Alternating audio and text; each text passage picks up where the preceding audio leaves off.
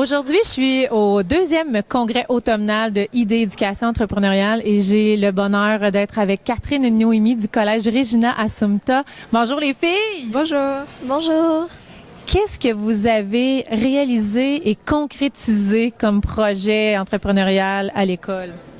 Alors, nous, à Regina, on a parti un mouvement qui s'appelle le Pacte de l'école québécoise.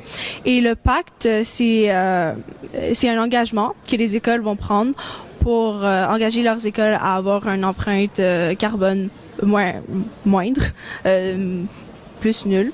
Le pacte aussi va sensibiliser les écoles au changement climatique et lutter contre le changement climatique.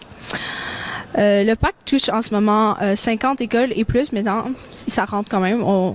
Beaucoup de monde commence à signer le pacte. Alors, ça touche environ 50 000 élèves au Québec et plus de 10 organisations ont signé.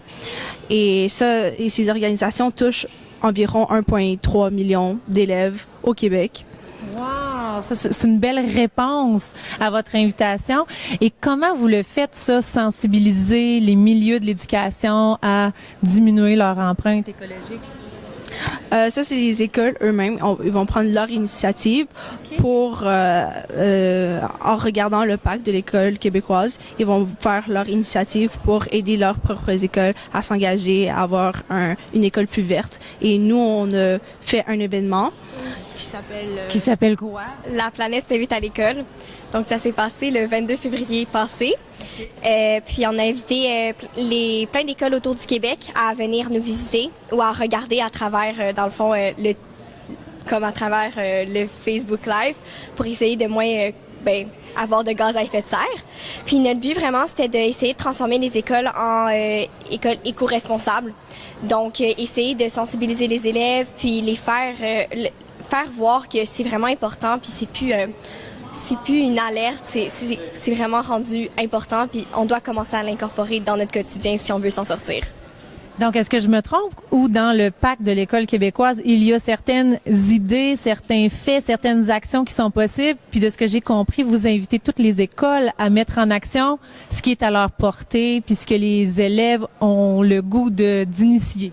Oui. Donc, le but, c'est de réorganiser l'intérieur de l'école, parce que la majorité du temps, veut pas, nous les élèves, on va à l'école. Donc oui, peut-être qu'à la maison, on est éco-responsable, on fait attention, mais ça reste que qu'est-ce qui va faire le facteur de changement, c'est aller à l'école et apprendre à l'école et voir, OK, ben à l'école aussi, ils valorisent ça.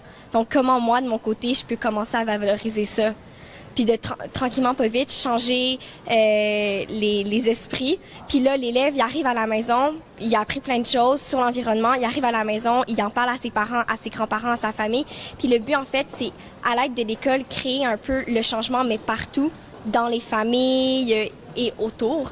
Puis, admettons, par mettre du compost, par essayer de réduire les contenants en plastique dans les cafétérias, par empêcher d'avoir des ustensiles en plastique, par faire des campagnes de sensibilisation pour les déchets, le recyclage, essayer d'imprimer le moins possible de papier, essayer de réutiliser le plus, essayer de faire plein de petits gestes en sensibilisant tout le monde, justement pour sensibiliser nous-mêmes puis créer un environnement plus vert puis plus éco-responsable. Puis qu'est-ce que concrètement vous avez fait ou pris comme action à l'école? Nous, on a un plan stratégique à l'école et c'est centré sur 3 actes, la pédagogie, le bien-être. Et on a consacré à Regina une orientation juste pour l'environnement, à l'éco-citoyenneté. Et justement, la semaine passée, on a fait une réunion avec les élèves, les présidents de classe, les membres du personnel pour parler de comment on va améliorer notre école. On a parlé de la cafétéria, d'un jardin, compostage, etc. Et alors, ça se met en place maintenant. Et le plan stratégique, c'est pour 2020 à 2023. Et on est en train de travailler pour ça. Hey, bravo les filles. Puis ça, vous l'avez fait en étant appuyé de quelqu'un d'important pour vous, n'est-ce pas? Et c'est le moment où je me tourne vers Dominique Vézina. Oui, salut, ça va? Oui. Elles sont inspirantes, hein?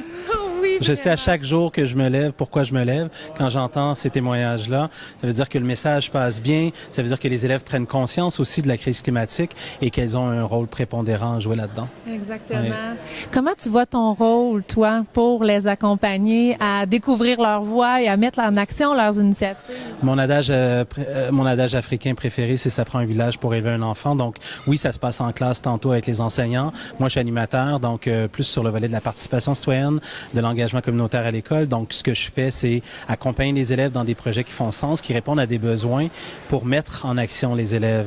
Donc on explore ensemble c'est quoi les besoins, c'est quoi les enjeux de notre société et comment on y répond. Donc je suis pas là pour le faire à leur place, je suis là pour le faire avec eux. Des fois même, ils vont un peu en avance sur moi, donc ils veulent aller un peu plus vite. Puis ça, c'est merveilleux parce que là, c'est là que tu découvres la magie de l'éducation ou du moins le transfert de l'énergie qui fait en sorte que le jeune a envie lui-même de porter le projet et le dossier. Donc, c'est ce qui se passe avec ce projet-là. Wow. Puis de quelle manière est-ce que tu vois que ces projets-là peuvent se continuer ou avoir un lien dans ce qu'ils vivent aussi au quotidien en classe avec tout le personnel? On en parlait tantôt, on disait qu'actuellement on touche plus de 50 établissements en quelques mois seulement qui touchent 50 000 élèves. Ces 50 000 élèves-là ont 100 000 parents.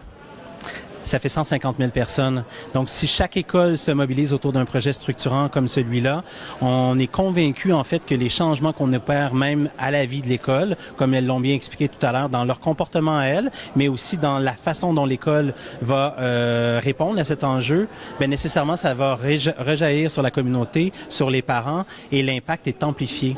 Donc, c'est un espèce de projet justement qui va à la 2, à la 3, à la 4, qui va prendre une expansion naturelle parce que ça mobilise toute une communauté. Exactement. Mais merci beaucoup, Dominique. Merci.